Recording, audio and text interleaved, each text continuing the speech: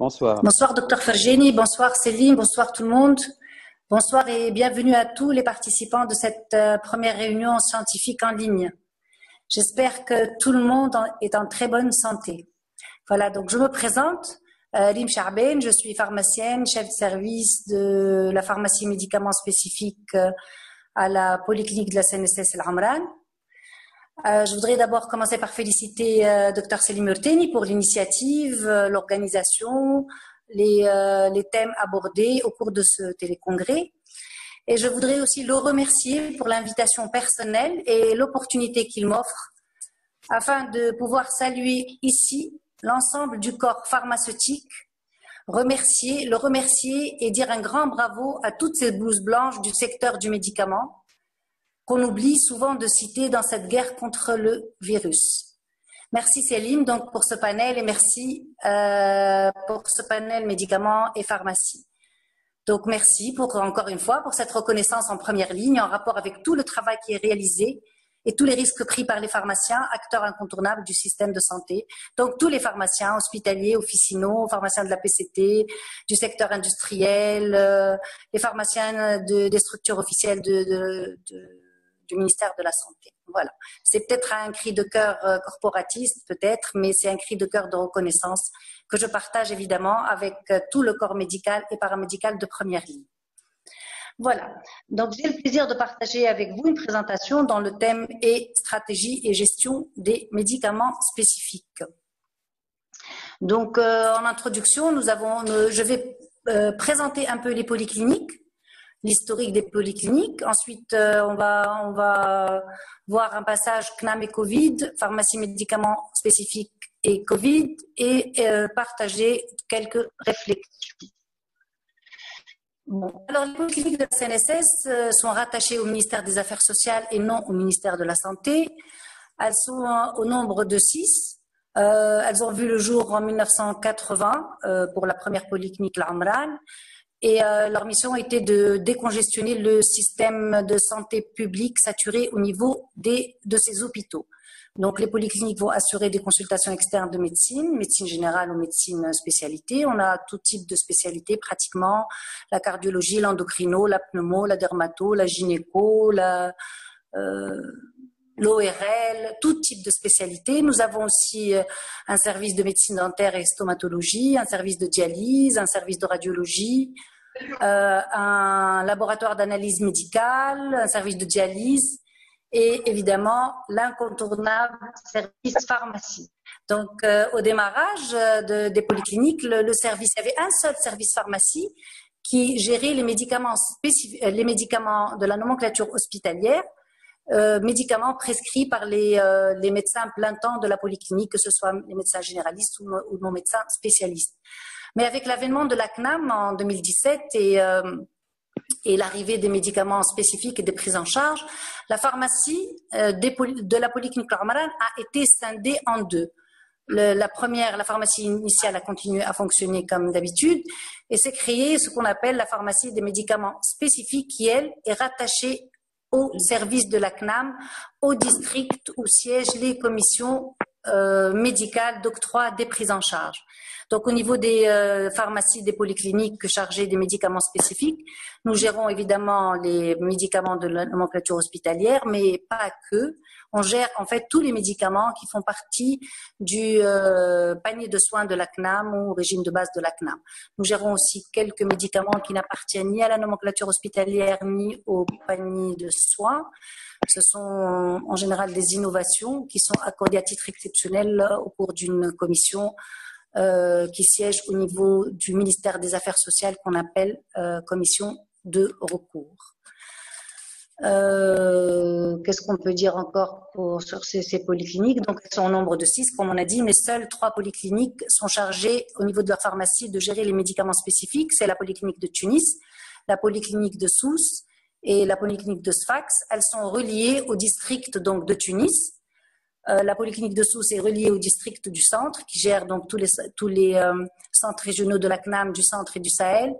Et la polyclinique de Sfax reliée au district du Sud, qui gère donc tous les centres régionaux de la CNAM, de la ville de Sfax et de tout le sud tunisien. Donc, au niveau de nos polycliniques, en fait, nous recevons les prises en charge émanant des commissions médicales. Nous sommes tenus donc de traiter ces prises en charge, c'est-à-dire de valider pharmaceutiquement les prises en charge, de faire les commandes de ces médicaments, de vérifier les disponibilités de ces médicaments d'une manière continue afin d'assurer la continuité des traitements de ces maladies graves et chroniques prises en charge par la CNAM. Voilà, donc les prises en charge sont dispensées, tous ces médicaments pris en charge sont dispensés à titre gratuit aux assurés sociaux bénéficiaires de ces prises en charge, et les livraisons et dispensations se font sur une rythmicité spécifique aux pathologies. Voilà, concernant les polycliniques et le petit aperçu. Donc maintenant, nous allons aborder le volet CNAM et Covid. Alors, comment s'est comportée la CNAM et comment a réagi la CNAM face à cette épidémie Covid? Donc, il y a une commission centrale de gestion de crise qui a été mise en place au niveau de la CNAM et qui travaille en harmonie avec les dispositions du ministère de la Santé pour la gestion de cette épidémie. Donc, il y a mise en place de procédures internes et provisoires qui vont tenir compte des mesures de confinement, des contraintes de déplacement des assurés et du personnel, des recommandations aussi de distanciation, des limitations, voire même des annulations des consultations Covid-, et des recommandations de réduction du temps de travail et des réorganisations des équipes de travail conformément aux dispositions du ministère de la Santé. Le maître mot étant quand même d'assurer la continuité des prestations dans cet univers de réduction de personnel actif et de limitation des moyens de transport. Donc, dans cette atmosphère, il a été recommandé d'abord prioriser les dossiers en instance. Donc, il s'agit de prioriser tous les dossiers en instance d'études en rapport avec d'abord les médicaments spécifiques, en rapport avec les demandes d'appareillage, particulièrement pour les demandes d'appareillage en rapport avec les pathologies pulmonaires, donc l'oxygénothérapie à domicile, les appareils pour l'apnée du sommeil, ont été priorisées toutes les demandes de prestations et en rapport avec les pathologies cardiaques, donc les stents, les dilatations, les interventions, et ont été aussi priorisées toutes les demandes de prise en charge concernant les hospitalisations et les interventions chirurgicales. Concernant les médicaments spécifiques, les dossiers ont été traités en priorité en tenant compte donc de la gravité des maladies. Ont été donc priorisés les médicaments en rapport avec l'oncologie, particulièrement les traitements curatifs ou adjuvants par rapport aux traitements palliatifs. On a priorisé aussi le traitement par voie orale, l'hormonothérapie, tous les traitements en fait qui ne nécessitent pas une hospitalisation de jour vu les problèmes d'accès à l'hospitalisation de jour en cette période. Ont été aussi priorisés tous les médicaments en rapport avec l'hématologie, donc l'oncohémato particulièrement, et l'hémophilie. Priorisation aussi pour la neurologie, pour l'épilepsie, la sclérose en plaques, la rhumatologie, les PR, les spondylarthrites, les rhumatismes pso, les traitements immunosuppresseurs, les immunoglobulines, les facteurs de croissance. En fait, tous les médicaments urgents ont été priorisés malgré le déficit en personnel, on va dire. Qu'est-ce qu'on peut dire encore sur les dispositions de la CNAM? Bon, il y a eu un allègement des procédures de renouvellement de ces prises en charge, c'est-à-dire que les assurés ne sont plus obligés de s'adresser aux médecins spécialistes prescripteurs à l'origine de leur première demande de prise en charge. Ils peuvent s'adresser aux médecins de famille ou aux médecins généralistes de leur localité, vu qu'il y a des problèmes de déplacement. Il y a aussi une prolongation des dates d'effet de tous les carnets de soins. Les assurés sociaux ne sont dispensés de faire des demandes de prolongation. Ils sont prolongés d'effet, en fait. Les commissions, il y a eu une suspension des commissions où où on est appelé à convoquer les patients, tels que les commissions d'invalidité, les commissions qui statuent aussi sur les maladies de longue durée. Quoique pour les commissions qui statuent sur les maladies de longue durée, je pense qu'il y a eu des dispositions pour traiter ces maladies, ces demandes en fait, en l'absence exceptionnellement en l'absence des patients, avec l'aide de médecins de médecins experts afin que ces patients puissent bénéficier de leurs allocations. Il a été aussi mis en place, et ça je trouve que c'est très très bien, et j'espère que ça va perdurer après la période Covid, une organisation interrégionale. C'est-à-dire que pour pallier aux difficultés de transport, cette procédure va permettre de rapprocher les médicaments aux patients. C'est une organisation entre les centres régionaux de la CNAM, entre les pharmacies chargées des médicaments spécifiques, les hôpitaux régionaux, les structures régionales de santé, les gouvernorats et les délégations. En gros, en fait, les gouvernorats et les délégations vont se charger de recueillir les demandes des assurés qui souhaitent recevoir leur traitement sans se déplacer. Ces demandes sont transférées immédiatement au niveau des centres régionaux de la CNAM, qui vont nous faire parvenir par voie électronique ces demandes afin qu'on puisse préparer les médicaments et les envoyer individuellement aux patients. Voilà en gros les principales dispositions prises pendant cette période Covid par la CNAM. Donc tous les bureaux régionaux sont restés quand même ouverts. Ils travaillent certes à personnel réduit. L'assuré social pourra aller déposer sa demande au centre régional de son choix. Il posera sa demande au niveau d'une boîte d'accueil dédiée à cet effet, en remplacement malheureusement du personnel habituel d'accueil pour des raisons de sécurité. Donc cet assuré recevra un SMS signifiant la bonne réception de sa demande avec un numéro de référence de son dossier. Les patients en fait sont en général très inquiétés par cette procédure inhabituelle et quelque part impersonnelle. Le tri, il va y avoir donc au niveau de ces bureaux régionaux un premier tri de priorisation qui va s'effectuer par les médecins du centre et les dossiers vont être adressés aux commissions dédiées à l'étude de ces demandes par voie électronique et non plus par voie de courrier. Donc rapidité d'exécution qui j'espère continuera même après cette période Covid. Donc les médecins aussi des centres régionaux ont également la possibilité de traiter à leur niveau ces dossiers en collaboration téléphonique avec les présidents des commissions. Et un SMS d'information sera envoyé à l'assuré pour signifier la décision prise par l'assuré.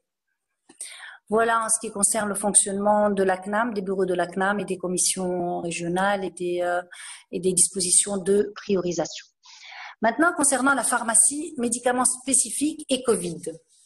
Donc, comment nous nous sommes organisés au niveau de la pharmacie lors de cette crise Covid, de par notre position en première ligne, déjà face aux citoyens. Il faut savoir que nous recevons aujourd'hui entre 300 et 350 prises en charge par jour au niveau de la polyclinique L'Amran, donc face au risque en fait, et de par notre rôle donc dans la stratégie générale de gestion de l'épidémie.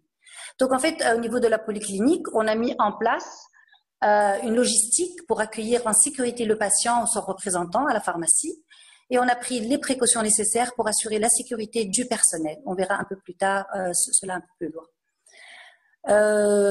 Au niveau de la pharmacie, notre principale inquiétude, en fait, concerne le risque de rupture du médicament, avec les conséquences sur la mauvaise observance du traitement, voire même l'arrêt du traitement. Donc, toutes les perturbations qui vont survenir probablement si cette crise perdure, vu les problèmes dans les moyens d'acheminement de ces médicaments. Donc, en fait, nous essayons d'avoir le maximum d'informations. Nous sommes en relation quotidienne, quasi quotidienne, avec les pharmaciens de la pharmacie centrale et les industries pharmaceutiques également. Donc en fait, notre but au cours de cette période, c'est de pouvoir livrer le médicament afin qu'il puisse couvrir au moins 2 à 3 mois de traitement à l'assuré pour lui éviter tous les déplacements. Mais il faut que cela se fasse sans que ça perturbe le stock et n'entraîne des ruptures précipitées à au niveau de la pharmacie, au niveau d'ailleurs du stock stratégique aussi de la pharmacie centrale. Et aussi, lorsque nous avons l'information sur le risque sur un risque de pénurie certain, il s'agit pour nous de rationaliser les livraisons afin que tous les patients puissent poursuivre leur traitement. Nous avons aussi instauré ce qu'on appelle à la pharmacie les 30 secondes Covid afin de participer à l'éducation du citoyen tunisien face à cette crise. Nous insistons donc sur le respect des mesures de confinement, sur les pratiques d'hygiène quotidienne simples, en fait, le lavage régulier des mains, et la distanciation qui semble vraiment poser le plus grand problème aux citoyens tunisiens avec ses habitudes de rapprochement et de toucher, etc., etc. D'un autre côté, on a essayé de perfectionner aussi les relations entre notre service pharmacie avec les autres pharmacies des structures hospitalières. Nous avons une très bonne expérience avec la pharmacie de l'Institut Salah Hazaïs. Et nous avons aussi amélioré notre relationnel quotidien avec la pharmacie de l'hôpital Aziz Ahmed, c'est-à-dire que nous avons anticipé les prises en charge pour l'hémophilie, les prises en charge pour l'oncohémato. Nous sommes organisés pour que la pharmacie de l'hôpital Aziz Ahmed dispose de tous les traitements et que le patient puisse recevoir son traitement sans avoir à se déplacer, à le récupérer au niveau de la polyclinique El Amran.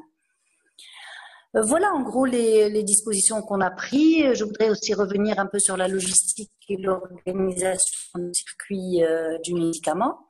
Donc au niveau de la polyclinique El Amran, on a réservé une entrée exclusivement à la pharmacie.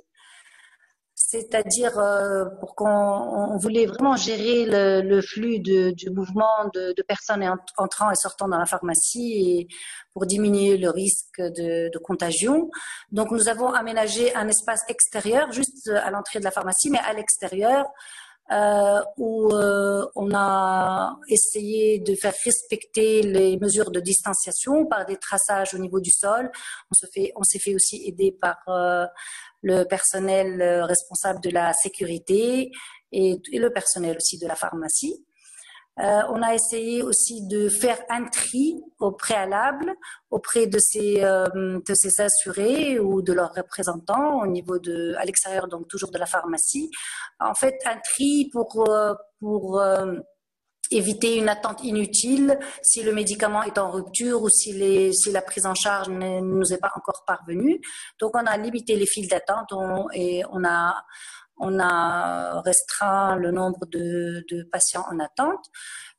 Donc, les patients seront invités à rentrer à l'intérieur de l'enceinte de pharmacie par groupe de 10 afin de pouvoir aussi assurer la distanciation sociale à l'intérieur de la pharmacie, comme le montrent les photos.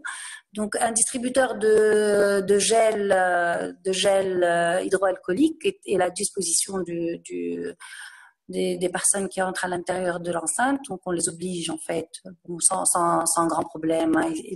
Les patients tunisiens ont adhéré complètement à ces mesures. Donc, on les oblige à utiliser ce gel avant de récupérer les médicaments. On s'est organisé, comme je vous ai dit, au préalable pour préparer les médicaments à ces patients afin de limiter le temps d'attente à l'intérieur de l'enceinte pharmacie. Quelques mesures personnalisées lorsqu'il y a un problème de rupture de médicaments ou un retard dans l'arrivée des prises en charge pour ces malades. On s'est chargé de prendre leur numéro de téléphone. On leur a demandé de ne pas venir avant d'attendre notre appel pour pas se déplacer pour rien. Voilà quelques images pour l'éducation Covid, des pancartes un peu partout, le gel hydroalcoolique au niveau des comptoirs de distribution, les distanciations sociales avec le personnel qui travaille. La sécurité du personnel. Bon, la sécurité du personnel, ici, je voudrais vraiment remercier le ministère de la Santé pour avoir permis à la pharmacie médicaments spécifiques de bénéficier des équipements de protection dédié donc au ministère de la Santé, aux structures du ministère de la Santé. Donc on a pu se procurer en équipement, toutes sortes d'équipements, les masques, les bavettes, les lunettes de protection, les surblouses, le gel hydroalcoolique, les charlottes. Donc merci à la DSSB, merci au Chocroom, merci aux pharmaciens, Madame Inès Fradi, merci à Karim Ayali, merci à tous tous nos confrères et consoeurs qui nous ont permis de nous équiper et de nous protéger. Donc ces équipements ont été remis au personnel, ils sont remis d'une manière quotidienne et comment dire les protections sont réparties d'une manière différente selon l'activité de chaque préparateur. C'est-à-dire que l'équipement est renforcé pour les préparateurs qui sont en première ligne, en contact direct avec le patient. La désinfection des locaux, bien évidemment, la désinfection est quotidienne. Elle commence avant de démarrer la journée du travail. Elle est